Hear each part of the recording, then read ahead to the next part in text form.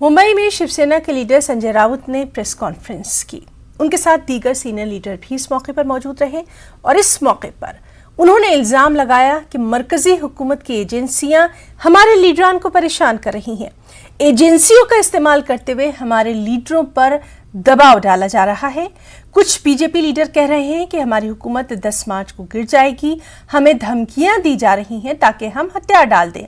संजय राउत ने कहा कि अगर ऐसा नहीं है तो बीजेपी लीडर तारीखें आखिर बताते कैसे हैं।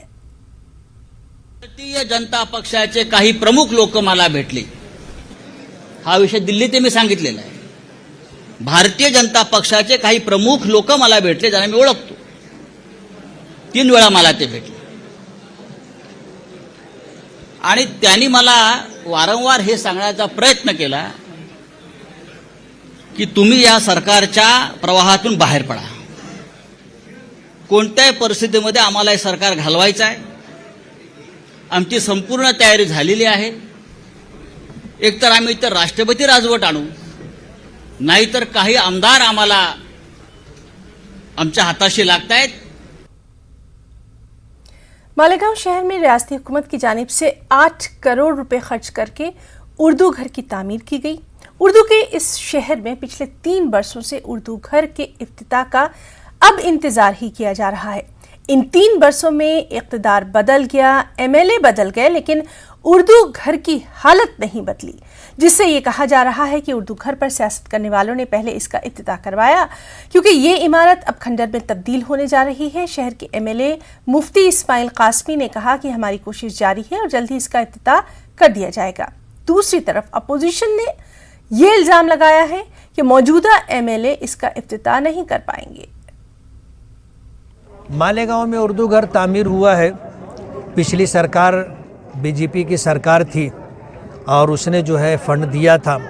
मालेगांव उर्दू घर तामीर हो चुका है, लेकिन अभी तक उसकी जो है यूँ कहना चाहिए कि उसका इनॉग्रेशन कहो, उसका इफ्तिताह कहो, अमल में नहीं आया है। माइनॉरिटी मिनिस्ट्री की तरफ से जो है ये फंड दिया गया था। आज हमने इस बात का मुतालबा माजी में भी रखा है और आइंदा आने वाले दिनों में भी हमारा ये मुतालबा रहेगा कि उर्दू घर को जल्द से जल्द शुरू किया जाए और जिस मकसद के लिए उर्दू घर बना है वो मकसद पूरा हो। उर्दू घर 8 करोड़ की लागत से बना तैयार हुआ, चालू ना होते हुए अब खंडर में तब्दील हो रहा है। ये हमारे मालेगांव की आवाम, मालेगांव की तलबा और तुलबा का बहुत बड़ा नुकसान है। इसके लिए आवाम को आज सोचने की ज़रूरत है कि भाई एक घर बना बनाया मिला, हर चीज़ वहाँ पे लगी हुई है। यहाँ पर 1 रुपये का आज खर्चा नहीं है कि किसी एमएलए का 1 रुपये का बजट यहाँ पे आएगा तो कुछ काम आगे बढ़ेगा, ऐसा कुछ भी नहीं है। यहाँ सब कुछ हो गया है, लेकिन उसके बावजूद भी ये इमारत का इब्तिदा आज तक नहीं हो सका। मुंब्रा में सबा परवीन नामी फुटबॉल की कोच लड़कियों को काफ़ी दिनों से उर्दू म्यूनिसिपल स्कूल के प्लेग्राउंड में मुफ्त फुटबॉल की ट्रेनिंग देती आ रही हैं। दिलचस्प बात कि उनके यहाँ आने वाली गैर मुस्लिम खिलाड़ी लड़कियां भी बाकायदा हिजाब पहन कर आती हैं, और ऐसा वो आज या कल नहीं बल्कि कई बरसों से कर रही हैं। इन गैर मुस्लिम तालिबात का मानना है कि वो हिजाब पहनकर आने जाने में अपने आप को ज्यादा महफूज महसूस करती हैं।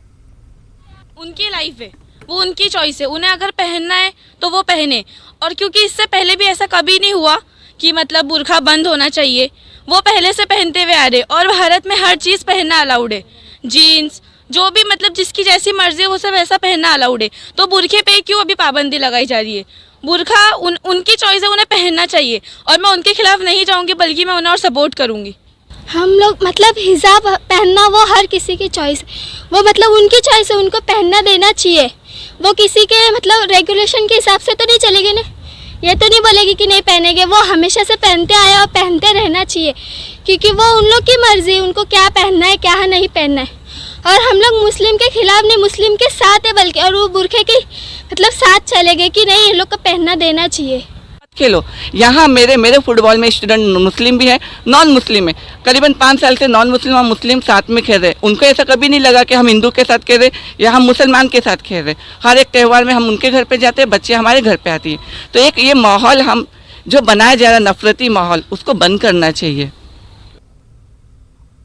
आम आदमी पार्टी शहरी यूनिट ने महंगाई के खिलाफ बाकायदा पोस्ट कार्ड मुहिम की शुरुआत की है। पार्टी कारकुनान ने शहर के चौक चौराहों पर खड़े होकर लोगों से महंगाई के खिलाफ उनकी इस मुहिम से जुड़ने की अपील की है। इस मौके पर शहरियान ने बड़े पैमाने पर पोस्ट कार्ड पर अपने नाम और दस्तखत करके महंगाई के खिलाफ आवाज बुलंद की। आम आदमी पार्टी के कारकुनों का कहना है कि ये पोस्ट कार्ड मरकजी हुकूमत को रवाना किए जाएंगे। इस मुहिम में शरीक खवातीन का मानना है कि महंगाई की वजह से आम आदमी की जिंदगी दुश्वार हो चुकी है। उनका किचन सबसे ज्यादा मुतासिर है और वो हर गुजरते दिन के साथ साथ महंगाई के बोझ तले दबती जा रही है। माझं म्हणणं आहे की महागाई थोडी कमी करावी. म्हणजे आता इकडे खूप महागाई वाढलेली आहे. आम जनतेचं जगणं मुश्किल झालेलं आहे. डाळी भाव, तेल भाव इतका वाढलेला आहे की लोकांना परवडत नाही आहे ह्या गोष्टी घेण्यासाठी. त्याच्यामुळे जर काही लोक एवढे म्हणजे महागाईने हे झालेले की ते हलका क्वालिटीचे यूज करायला लागले. आमची केंद्र सरकारला, मोदी सरकारला विनंती आहे की त्यांनी जीवनावश्यक वस्तूंचे दर कमी करावेत आणि त्या संदर्भात हे जे नागरिकांचं म्हणणं आहे, आम्ही हे जे पोस्टकार्ड अभियान चालवतो आहे, तर या अभियानांतर्गत जनतेकडून भरभरून प्रतिसाद मिळतो आहे आणि जनतेच्या मनामध्ये किती रोष आहे या गोष्टींचा आम्हाला इथे आता याचा हे समक्ष पाहायला भेटता है। मुमरा में एक तकरीब में आतिशबाजी के दौरान पटाखों के अंदर कुरानी आयात और अहादीस के टुकड़े मिलने से लोगों में सख्त नाराजगी फैल गई, जिस पर समाजी कारकुनान ने मुमरा पुलिस स्टेशन में पटाखा कंपनी के खिलाफ बाकायदा FIR दर्ज करवाई। तमिलनाडु की कंपनी है, वहीं पर ज़्यादातर जो जितने भी पटाखे बनते हैं वहीं से बन करके आते हैं। तो असल में इसमें मैसेज ये है कि जितने भी फायर क्रैकर्स जो बनाने वाली कंपनीज़ हैं उनके ऊपर सख्त से सख्त कार्रवाई करना चाहिए कि इस तरह की चीज़ें, ये लॉ एंड ऑर्डर को बिगाड़ने वाली चीज़ें पहले भी हमने देखा है। मुमरा शहर के अंदर में इस तरह का एक मामला हुआ था, लेकिन आगे इस तरह का कोई मामला ना हो इसके लिए हम लोगों ने जो है आज मुमरा पुलिस स्टेशन में आकर के इनके खिलाफ जो है कानूनी कार्रवाई की है। 295A के तहत जो है कार्रवाई हुई है। कि नारायण नगर में पीछे सिद्दीकिया मस्जिद के पास में शादी के पटाखे फूटे, उसमें कुछ कुरान की आयतें हैं।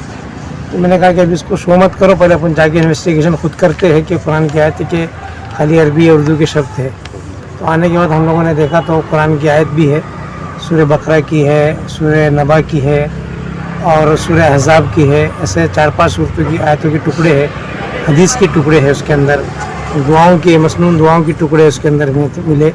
हम लोगों ने थोड़ा ही उसमें से सर्च किया तो उसमें इतने सारे मिले, हालांकि अभी थैली भर के उसको हम लोगों ने सेव कर दिया है।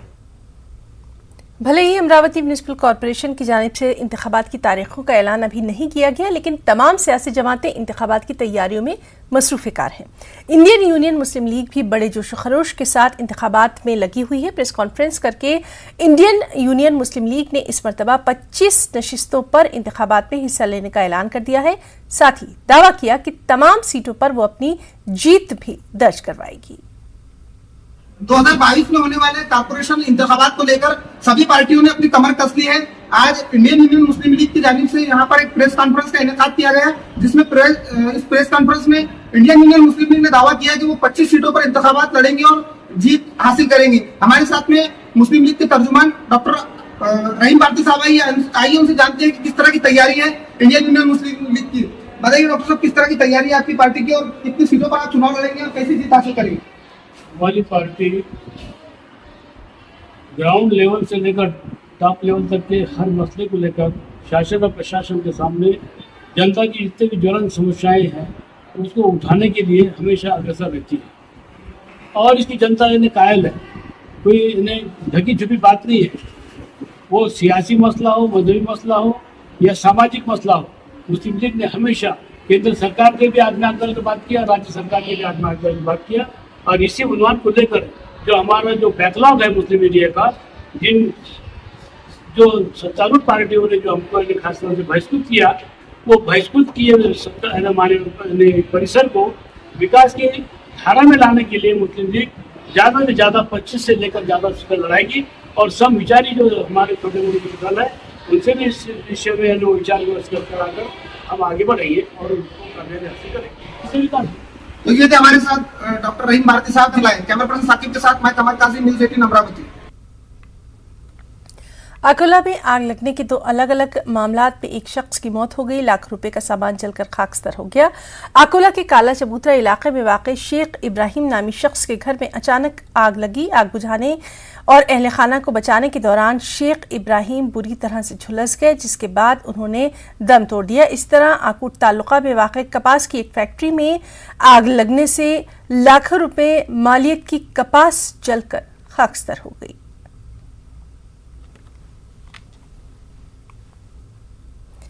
उर्दू का मुस्तकबिल ताबनाक है। उर्दू कभी खत्म नहीं हो सकती। उर्दू ज़बान व अदब पर आज जितना काम हो रहा है, माजी में उतना नहीं हो पाया। और इन तमाम ख्यालात का इजहार मारूफ हिंदी अदीब और अंजुमन फ़रोग़ उर्दू दिल्ली के सदर मोइन अख्तर ने किया। वो औरंगाबाद में रीड एंड लीड फाउंडेशन के मुसन्निफ से मिलिए प्रोग्राम से खिताब कर रहे थे। इस मौके पर मारूफ अदीब ने अपनी अदबी और सहाफ़ती सरगर्मियों पर भी रोशनी डाली। पेश है खास रिपोर्ट।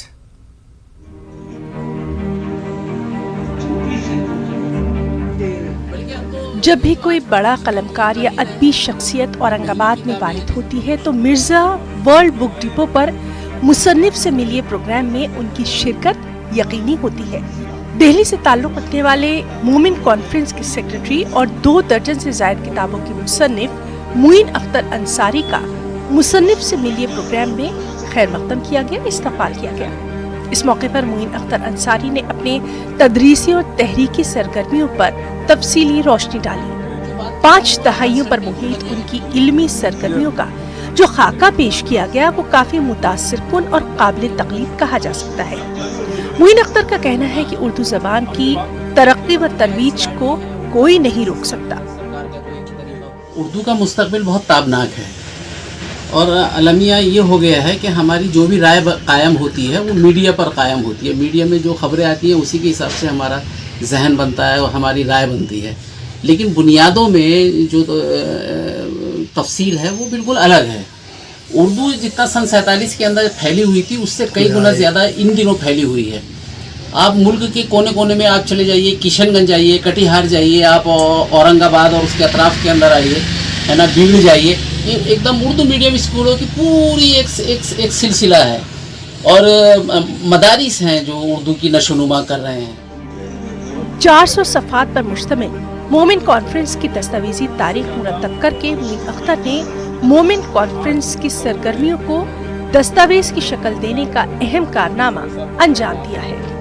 इस दस्तावेज में बुनकरों और दस्तकारों की सरगर्मियों का 1911 से लेकर 1991 तक का अहाता किया गया है। हिंदी गज़ल पर भी मोइन अख्तर ने अहम तहकीकी कारनामा अंजाम दिया है। गज़ल दुष्यंत के बाद 4 जिल्दों पर मुश्तमिल उनका तहकीकी कारनामा हिंदी अदब में कदर की निगाह से देखा जाता है।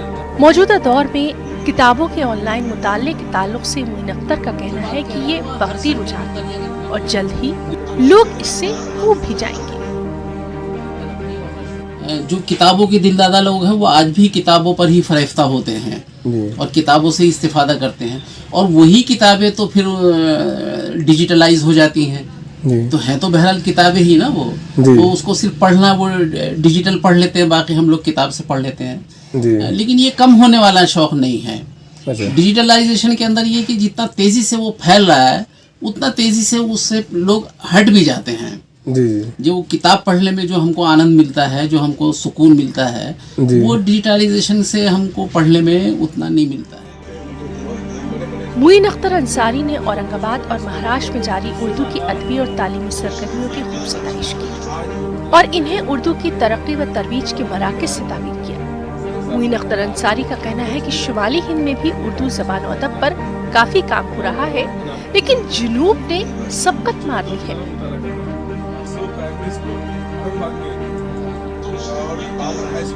न्यूज़ 18 उर्दू के लिए औरंगाबाद से अज़मुद्दीन की